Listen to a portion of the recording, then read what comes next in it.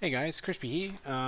Sorry about the sort of tardiness with getting videos up lately. I've just been very busy with a bunch of boring, real world stuff. But anyway, today I thought I'd stick up a video. This video was about a tournament that I went to the other day. So the tournament was just at a local GW store, and it was a 1400 point tournament. You could only have one sort of detachment battalion type thing. So I went with a spearhead, and this was the list I took to it. So as you can see here, it was one spearhead. I've got 4 CPs. I went with Goths as my clan. For my warlord trait, I went with Tenacious Survivor. I just like that 6+ feel no pain. Even though it's only a 6+, it does tend to make quite a big difference, especially with the Ork characters I'm finding. Maybe you guys have got different experiences. If you do, obviously let me know in the comments. For my warlord, I went with good old Gazgul. I wanted to give this guy another go. I took him to a tournament, my previous tournament I went to, and Gaz was just, apart from one time where he nearly killed a Wraith Knight, for the most part he was just trashy. So I was really disappointed with him in that whole sort of tournament setting. So I wanted to bring him out again, give him another go. And I'm glad I did, because he ended up doing really well throughout the tournament. I also wanted to try out Mech Buzzgob. I just like the idea of this guy's mech arms. So his mech arms give him 12 strength, 4 attacks. No AP or anything like that, but I just like the, like, I don't know, it's a good little image of this dude just with his little arms. Then I went with 20 shooter boys, basically just to bubble wrap Gaz if I needed to, or my army if I needed to. As it was, I didn't really use them for that. So, but either way, they were quite good. They tied up a few things. They tinged off a wound here and there. They were really handy. I decided not to go with a heavy Ork boy list just because I'm lazy and I don't want to move around so many models. So instead, I went with a bunch of random stuff. I decided to try out my Grop Tanks. I just love these little guys. My Grop Tanks have got big shooters because in the last edition I used them as like crappy anti-air. They never ever were successful in that role, but they tried. They're 144 points. I actually forgot about the commander. The commander gives them. The commander tank has 3 attacks in combat. He's only hitting on 6s, but still 3 attacks. So sort of important to remember, but I didn't use that ever. Heavy support, I went with 3 killer cans with rockets. Obviously these guys are fairly solid. Then I wanted to do try the Grotzukas out. In all my videos I've said Grotzukas aren't very good. I'd only used them in sort of friendly games, so I wanted to bring them to a tournament and sort of see if my feel about them was correct, and if the friendly games were correct. Overall they were okay, but yeah, I mean, these cans I basically sent into combat because the Grotzukas, I mean, strength 6 is cool, and the 2d3 shots is cool, but you've got no AP, so you just ting off most things, and then also the low range means that you're moving about, so you're not really hitting anything anyway, so you might as well just run into combat. So that's what I did with them. Then I took my Squigoth again with his horns, and this tournament I didn't forget his D3 mortal wounds on the charge, and he was fantastic. And then I went with the Mecha with the custom force field because I think that's a really good choice. The footprint that that you can provide that 5+ invulnerable to is crazy with the Mecha. So he is I put an extra 20 points on for the custom force field, but in the book it actually doesn't have a points value, so you may be obviously ask your tournament organizer. I just put the 20 points on for the custom force field because that's what it says in the Ork book, and that makes me feel better about it, but it's up to you guys. You could probably just say 258 most likely, unless they've FAQ'd it and I'm unaware of it, but yeah, anyway, let's go on to my pictures of the tournament. So the first game they put me out in the back room, and I was against a Khorne army. Fairly decent Khorne list. So the guy had a Helldrake, as you can see here. This is his first turn. He had a Helldrake. He had 3 units of 8 Khorne Berserkers, Khan, an Apostle, and a Land Raider with all the bells and whistles. So it had the twin heavy bolter, 2 twin las cannon, and a havoc launcher, and a combi flamer, combi bolter up the top here.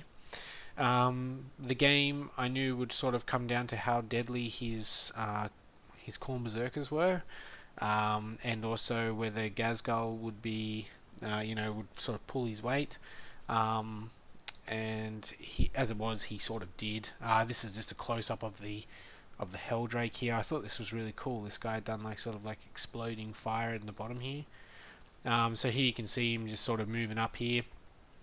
These casualties here were actually caused from my little Grop Tanks. And that's what he also had. He was trying out the little aspiring champion hero. So I think he's got 4 wounds. And this guy here had that special mace. I think it's -3. It's like strength 6 or 7. It was pretty crazy, this mace. I mean, and there's Kan there. Just this army in general actually just dealt a huge amount of damage in combat, and I sort of expected that I might get tabled here. As it was, the game sort of the little Grop Tanks. You can see one here with a machine gun. Let's see if I can. Okay, so that's where. So the Grop Tanks, they killed 3, and then they killed 5 from one squad. And once they did that, you can see this squad here has only got 3 guys left. Once they did that, he decided they couldn't leave the little Grop Tanks hanging around anymore, and he actually moved this whole blob into the Grop Tanks and into these cans. He took out the cans, killed the Grop Tanks. There's one little lone survivor here. Obviously, you can see I've moved my mecha in here to try and block him and stuff, and it was really fun. There was a lot of back and forward between us. It's the next game, but in the end, it was like a progressive scenario. So you had to roll on that table, or if you had the cards, you had to draw the cards to see what you had to do. And we had 2 that were just useless, and then he had one where he had to get there's actually an objective just here behind my mecha dread. You can't see it there. He had to take that from me. So basically, to stop him from doing that, I just moved my units, sort of just put him in piecemeal to try and stop him from taking this objective, which would have gotten him 2 points. And as it was, in the end, I won by 1 point. No, 2 points. Sorry. So it would have been a draw. I got first blood from the Helldrake. I actually moved Ghazghkull over with the 20 shooter boys and killed the Helldrake. And then what else did I get? I got Warlord from Kan. Again, just the mortal wounds from this guy. Charged him in, did some mortal wounds to Kan. And then when Kan was down to, I think he was down to like two wounds or something like that, I moved Ghazghkull in and finished him up to get Warlord. And then I had to capture there was an objective, I think, back over here. You can't see it. It was on my far right. And I just had to capture that for 1 turn, so I got that for 1 turn for 1 point, and then there you go. That was the game, 3-1. Yeah, it was a really fun game. He came close to tabling me. I could barely touch this Land Raider. He made a dash for this. He cleared all this out eventually, and then it was just Ghazghkull versus a Land Raider basically. With this Dark Apostle who was too scared to move into combat with Gaz. And yeah, well, first game was a victory for me with the Orkz, which obviously I was happy with, because I was like, oh sweet, I've got to win with these Orkz. But at the same time, I wasn't too keen, because that meant that I was going to face some really tough competition. So my second match was against Elder. So this guy's list, I'll see if I can get a better picture here, so you can sort of see it better here. So he had a unit of, what have we got, 6, 7, 8 swooping hawks. Oops, sorry. And then this was his. We rolled off for table sides, and I actually got to choose. And because I was being lazy, I decided to pick the side that I was already on, and I didn't pay attention to his side of the table, which was like a really big mistake. And as you can see, he's got barricades all here. It's just perfect for his army. So he stuck. He has Dire Avengers here. This unit of Dire Avengers, I think it's let's see, I think it's 1, 2, 3, 4, 5, so 6. So I think it was 3 units of 6 Dire Avengers, it must be. And then he had a Exarch in this unit. He had this is a Wraith Lord with a Bright Lance. He had a, what do you call this thing? A Wave Serpent, had double Bright Lance, Shuriken Cannon, and a Shuriken Catapult. Then he also had his arms sort of blocking here, but this is a Fire Prison, just there. And then he had Assyrian, I think that's how you say it, the Phoenix Lord. And then he also had, as well as the Swooping Hawks, these guys here, he also had a Orkz with the Hawk Wings, Fusion Blaster, and a Power Sword and Banshee Mask. So basically, what he's doing here with this sort of setup is Assyrian gives everyone within range a 5+ invulnerable, and if they are a aspect warrior, then they get a 4+ invulnerable. So this has just ended up being a pretty much uncrackable sort of bunker here, because as well he's got the barricades here. I mean, I don't have good shooting anyway, but I do have shooting that generally picks off a few wounds here and there, but I just wasn't able to do any of that against this army. So I had to run at him, and in the end everything died. My Squigoth charged in here. You can't really see the wounds here, but I think I caused 4 wounds to this guy with my my D3. I got 3 mortal wounds on him, and then a wound through with my attacks on the Squigoth, and then he just straight up killed the Squigoth. Buzzgob fell out of the Squigoth, and then he just ate all of the shots from the Dire Avengers here and dies. Sorry about the blurry photo, I'm just a terrible photographer. And then he just is, while he's taking care of Buzzgob here, he's just creaming my army as I come in. And then in the end it was just Gaz. So Gaz made a run for it. As you can see here, I have 1 wound left on Gazgal, and he is facing the entire army. Oh, that's what he had in the Wave Serpent, a unit of Banshees and a Exarch with an Executioner as well. So and this was where it ended. So this again was a progressive mission. It's the, I can't remember what it's called, but it's like a nighttime one, so you're at -1 hit, which again is even worse for me. And the guy ended up with 9 points to 3, I think it was. I got first blood on the Swooping Hawks. And then what else did I do? And then I scored 2 objectives, and then he was just getting the ones where you get D3 for doing stuff. So he got D3 for killing a monster. What else did he get? He had to kill a vehicle, I think it was. Then he had to take an objective from me if I held it, which he did. So yeah, it was just, obviously he was getting good objectives, but his army was just quite good against my army, and he had a good deployment, and I was silly with mine. So yeah, there you go. That was my game 2. It ended up being fairly crushing defeat there for the good old Orkz. And then we went into game 3, and the store manager wanted to see how I went up against a guy called Lee, his Orkz. And this was actually my most enjoyable game of the day, because Lee was a really nice guy.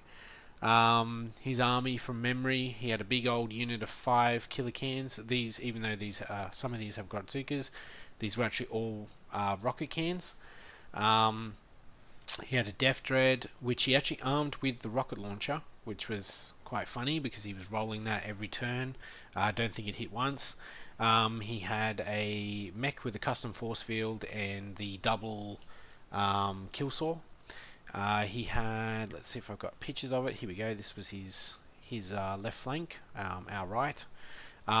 He had a weird boy just behind his hand here up in this ruins, and then he deployed 20 shooter boys in there.